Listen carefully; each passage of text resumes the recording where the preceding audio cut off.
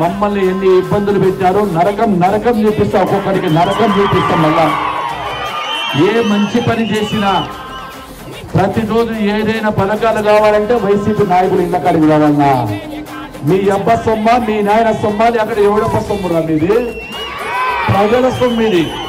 5 సంవత్సరాలు నేను ఎమ్మెల్యే ఉంటే ఏ రోజు కూడా ఎర్రగుడి నుంచి కానీ ఇంకోటి కానీ ఎక్కడ కూడా గొడవలు కానీ పెట్టడం లే.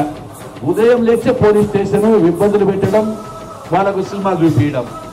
మీకేం చూపిస్తాను? బాహుబలి సినిమా చూపిస్తాను, మా కూడా పేరు వస్తాను, బాహుబలి సినిమా చూస్తారు.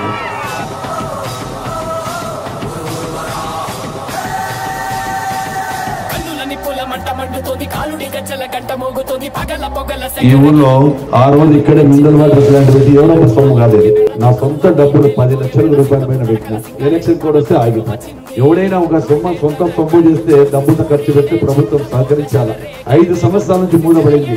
5 సంవత్సరాల నుంచి ఇదే ప్రజలు వాడుకుంటే ఈ యొక్క వాటర్ ప్లాంట్ ఎంతమందికి అభివృద్ధి చెందేది, ఎంతమంది దగ్గరలో ఉండేది, ఎంతమంది మినరల్ వాటర్ తాగేవాళ్ళు.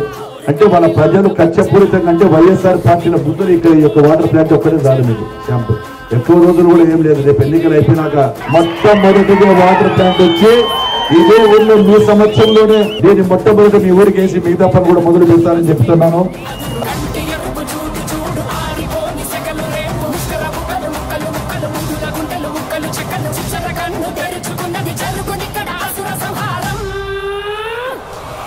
సైకిల్ గుర్తుకు ఓటేద్దాం, బీసీ జనార్దన్ రెడ్డి గారిని గెలిపించుకుందాం.